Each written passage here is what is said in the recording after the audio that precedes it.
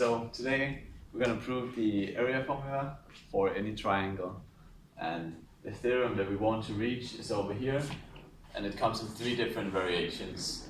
So to start off with, we're going to draw a non-right triangle. So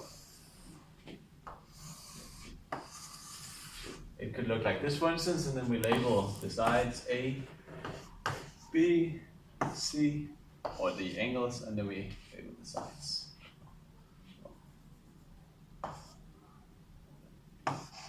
Okay, and then we start off by drawing one of the 3 heights in the triangle. So we're going to draw that one right here, and we're going to label it H.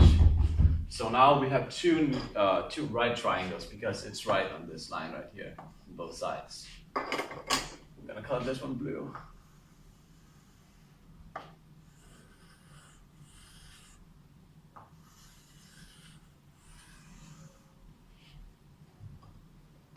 And this one red.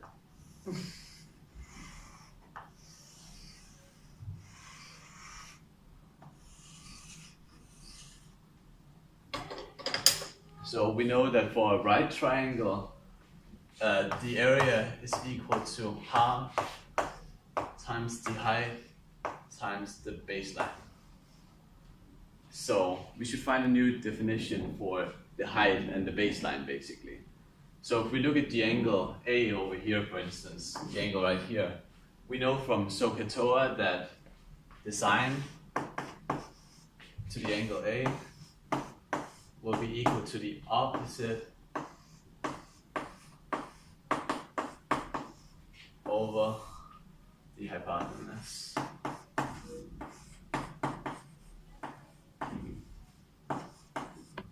Which in this case would be the opposite side, which is H, over the hypotenuse up here, which is C. Now, since we want to find a new definition for H, we're going to have to isolate that in this equation. So we basically just multiply by C on both sides. So we get that sine times C equals H.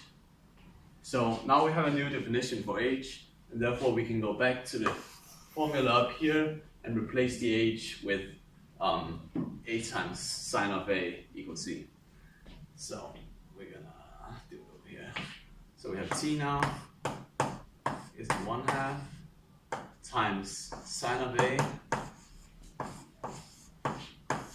times C and then times G still. Now since for this height we found over here the baseline will be B, so therefore we can replace the G with a B, and therefore if we rearrange we end up with half times B times C times the sine of A. And that's exactly what we wanted to end up with over here. Now if we chose any of the other 3 heights in this triangle, we would be able to find the other 2 theorems from the other 2 heights and the other 2 baselines. That's it.